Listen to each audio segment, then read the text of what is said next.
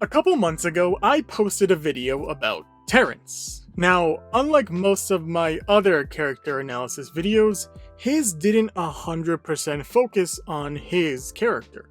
Due to him being both a background and side character for most of the series, it would have been difficult to treat him the same as John, Serafina, Arlo, Remy, or so on. His appearances are limited, and his speech is even more so. However, that video wasn't about delving into his character, or seeing who he became. No, it was more a video linking him to the Invisible Man, the connections they had, but more importantly, me explaining away those connections, ultimately believing that he was innocent, or at least not directly connected to, at best, a dangerous organization that stalks high tiers, takes away their powers, and tries to kidnap them, or at worst, Ember, a shadow organization that has a track record for killing student vigilantes trying to make a difference in the world. I'll explain my evidence for why I believed he was innocent in a little bit, but for most of the season, Terrence hasn't really been suspicious. Sure, he has been a little shifty, but never to the point where I believed I was wrong. Well, that was until 3 chapters ago. While most of this chapter focuses on Arlo and the pressure of tradition and expectations, versus the more revolutionary ideals of students like Remy or the Safe House, or how they establish everyone as equal, we do get one small moment at the end of this chapter. Terrence logging some information into a document, I'll get to that in a bit, eventually getting a call from an unknown number to keep a close eye on Target 93, and to deliver a message that we don't get to hear. Now, while this isn't a lot of new information, it's all really shocking stuff. And I wanted to wait a little bit before I made this webtoon, just to see if we got anything the week after, and we didn't. Granted, I'm making this before this week's video, so that might work against me. Anyways, I wanted this video to restate my evidence from my last video, and some new evidence that I haven't discussed yet. So let's quickly break down why a lot of people think Terrence has some connection to that dangerous organization that stalks high tiers. I'm getting really tired of saying that, so I'm just going to call him Team T, after the teddy bear they used to locate their targets. The biggest red flag was when Team T had an invisible person who would follow their targets after they were given a teddy bear, and would help the ability gauge man escape after Remy, Blake, and Eisen busted them for putting trackers in the bears. There are 4 bits of evidence that people use to link Terrence to the Invisible Man: ability, MO, text color bubble, and the article. The first is relatively obvious. Terrence and the Invisible Man both have the same ability: invisibility. Unordinary rarely makes abilities overlap. Some people might have very similar abilities, like how 2 kids can shoot a laser beam, but they have their differences. So 2 people having the same ability already draws some connections. And both parties use their ability in similar ways. Their MO, the way people do certain actions. While Terrence and the Invisible Man both have different end results, they both follow around high tiers while invisible, but rarely, if ever, purposely make contact. Our next connection is their text bubble color. Unordinary has a fun little quirk that makes everyone's text bubble color different, in order to tell who's talking. Blake has a red, Remy has a pink, John has both whites and a blackish gray, depending on his mood. But most people have their own color. Terrence and the Invisibility Man not only have a brown, but they had it down to the exact hexadecimal color number. And finally, the article that Terrence posted on the Wellston Weekly that got the front page. The article in question was when Remy, Blake, and Eisen confronted the ability gauge man. In Remy's words, that article though, the details were scary accurate. I mean, aside from the fact that it incriminated us. She goes on to list the details of the event, details that only people in the event would have known. So if Terrence published that article, he must have been in the event, i.e. must have been the Invisible Man. And while that evidence is all well and good, there is one big way to explain most of it away: family. The 2 biggest ones are ability and text bubble color. Those would be hard to explain away, however, we see that family is often the exception to that rule. We see Serafina have the same ability as her mom, and Remy have the same ability as her mom and her brother. And while the skeptic in me might say that's just happy coincidence, we do eventually get to hear Arlo explain that his aunt has a variation of my barrier. Not sure why you're surprised, we're related after all. So it's likely that it's similar to genes. Family has a good chance of passing down specific abilities. I don't think there's 100% chance that it's going to happen. I think abilities can come from your mom or your dad, or I think abilities might be able to merge and become new abilities. That's just my opinion, not related to this. The point is, family has a high chance of having the same ability, but family also have a high chance of having the same text bubble color. While I use Serafina and her mom as an example, there are a lot of other families with the exact hexadecimal color code. John and his dad both have the same color, since they're both a white. But if you want a color that's not a white, then look at Remy. While her color isn't similar at all to her mom or her brothers, note that Ray's color is exactly the same as his mother. But there is one thing I should note about these colors. It's that they aren't always consistent.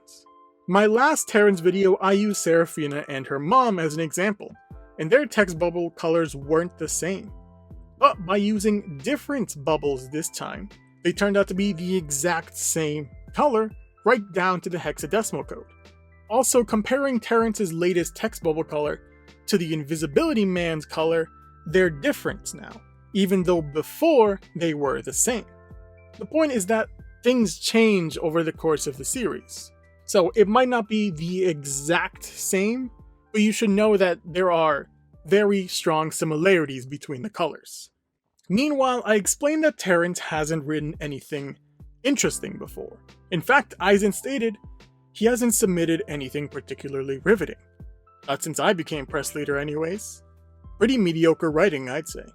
So my thought was that maybe Terrence has an older brother or a father that he looks up to, one that maybe writes for a newspaper, and wrote him, or at least helped him write, an article about a crazy event that happened in the mall that would guarantee him a spot on the front page. This is why I mentioned Remy's quotes. There are two important things to take from it: that it was accurate, but also that it incriminated Remy, Blake, and Eisen, even though they were the ones trying to stop people from tracking high tiers. Like how the newspapers went from defending vigilantes to making them seem like the bad guys when all they're trying to do is stop criminals. They're flipping the script, like what Terrence's article does. And there's more. There are two things I didn't mention in my last video. The first being power level. Eisen directly states, according to the information I found, there's no way Terrence and this invisible mall dude could be the same person, because their ability level don't match up. He goes on to explain that the Invisibility Man could stay hidden easily for a long time, also that he can turn others invisible. Now, they later explain ways that Terrence could have a high enough level, rather ability enhancers, or his documents could have been forged. However, it's possible that an adult has a higher ability level, especially if it's one that's been in a field for an organization asking them to stock high tiers. The last bit of evidence that I wanted to bring up might be a little difficult to explain. Physical appearance. Now, some of you might question, what do you mean physical appearance? He's literally invisible. Which is correct. We almost never see how the Invisible Man looks. Well, except for this moment, where he gets stunned and loses his invisibility, but at this moment he's wearing a helmet and we don't really get a clear shot of him. However, we can use some transitive property of equality here. If you don't know what that is, it's a math rule that means when A equals B and B equals C, then A equals C. It's basic equality, basically. And the way I'm using this is with heights. Now, height is always iffy, and it often might be inconsistent in a lot of forms of media. However, one thing that typically is consistent is height relations between characters. Terrence is a very short character, like unusually short, shorter than most. While we rarely get to see an easy shot of him compared to others, we see that here Terrence is shorter than Serafina. Now there is a moment where we can get a shot of Serafina, John, and the Invisible Man. If we bring my chalkboard over and get very analytical, notice how the shirt lands on the Invisible Man while he's, well, invisible. The shirt landing on him presents his relative height. And here's where we have an issue.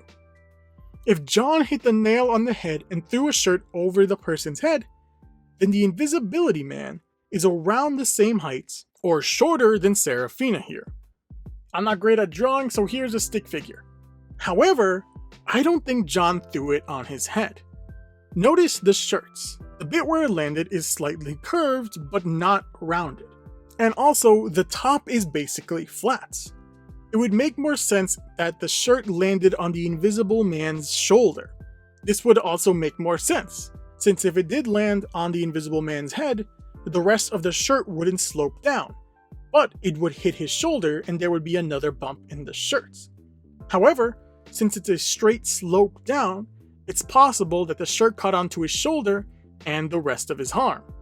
Since here, if you look at the slope, after the curve, it's at an angle, not going straight down. But all my evidence is relatively moot, right? This chapter isn't really helping my case. Terrence can't just receive an anonymous phone call to watch Target 93 and deliver a message and not be suspicious. Also, there were many of you that pointed out that Team T targeted Serafina, and in this reticle, she was known as Target 93. There is very little chance that this is a coincidence. So really, all of my evidence that I presented was unrelated, unnecessary, useless. Or was it? That's right, ShyChef digs himself into a deeper hole by defending Terrence again. This is not gonna go well, is it?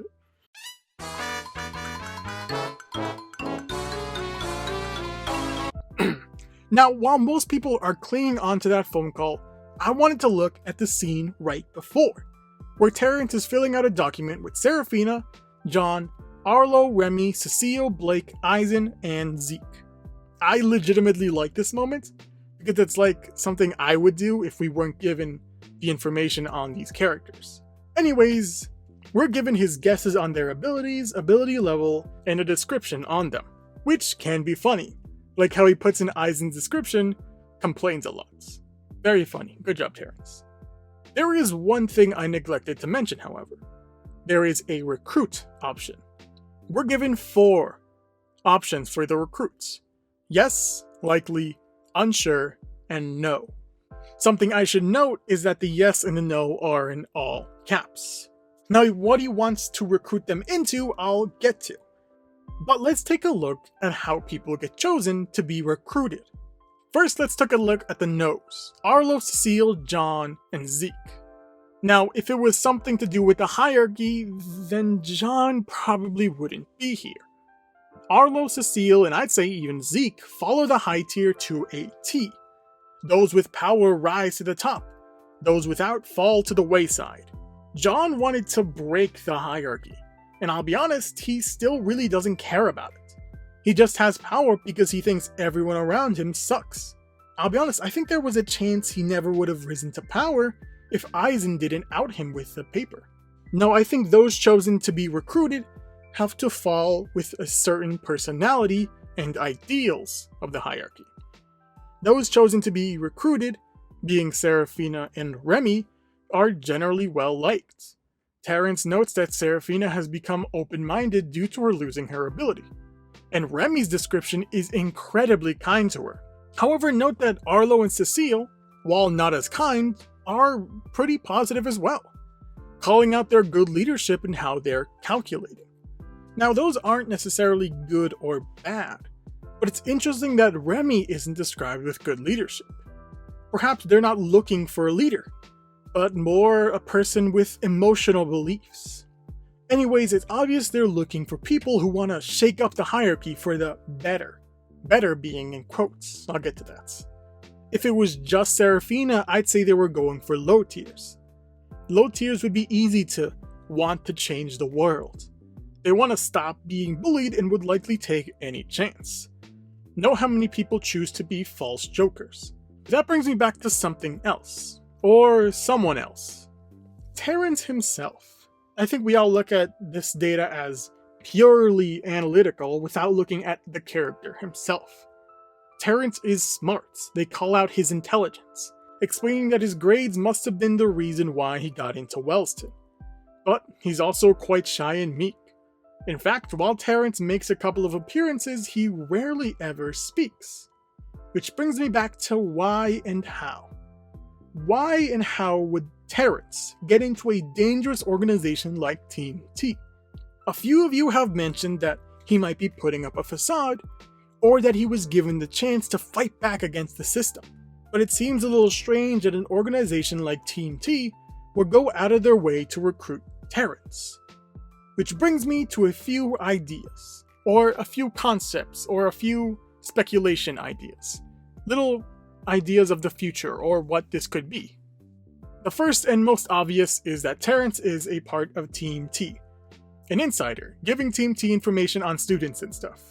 I think this is the simplest, least exciting, however seemingly too obvious choice. My next idea is he has some loose connection through someone like his father or brother. While some of you might mention that phone call, I would mention that recruit thing on his documents. Think of the two people he thinks he should recruit. Serafina lost her ability to Team T. If Terrence was the Invisible Man, he directly stalked Serafina and Jean. He knows that Serafina was a victim of Team T's actions, and is a big reason that she lost her ability. Meanwhile, Remy directly confronted Team T. And if Terrence was the Invisible Man, that means he directly faced Remy and helped the ability gauge man escape. How ignorant do you have to be to believe that the two people that have been hurt the most by Team T would be the most likely to join Team T? It feels very foolish to believe that someone as smart as Terrence would try to make them join. Maybe he joined because his father or his brother was a part of it. And while he wasn't the Invisible Man, he's fully aware of Team T's actions. While these are the more likely options, I think they're the least exciting and, I don't know, most obvious choices. And I don't think Unordinary is about those obvious choices. So we get to my favorite two, the absolute weirdest choices. While I believe that it's unlikely Terrence is the Invisible Man in most of these scenarios, I believe his knowledge on Team T might be limited. My next idea is that Terrence is being lied to. Like you guys mentioned, maybe Team T, or his brother or his father who is a part of Team T, approached Terrence, giving him the chance to change the world. A chance to make the future a brighter place for low tiers and high tiers alike. And is asked to do some simple stuff, like put an article in Wellston Weekly or to give information on high tier students at Wellston. Note how there aren't any low tiers in this document. Terrence isn't 100% sure of what Team does and compiles some open-minded high tiers that he thinks would want to join a group that want to change the world. That's why Serafina and Remy are chosen. And then this brings me to my personal favorite, which means it's also the most absurd one. Terrence is rather part of a group of vigilantes or superheroes, or he's a double agent. If he was a part of a group of heroes, it would make sense that he would want Remy and Serafina, two people that have been wronged by Team T. And maybe they've gotten information on who Team T is targeting. Maybe some intel, maybe who Team T is. I will admit, this is a bit of a stretch, but I think it's a cool idea. Also, if he's a double agent, the same thought process is applied. He focuses on recruiting the people Team T has asked him to watch, which would be Serafina and Remy, two people who have caused trouble in the past. In the end, the evidence does point to Terrence having some connection to Team T, although I still don't think he's the Invisible Man. But that's just my thoughts. What about you? What do you think? Do you think Terrence is the Invisible Man? Or did my evidence convince you otherwise? What do you think Terrence is up to? Leave it in the comments below. But like always, thank you for watching.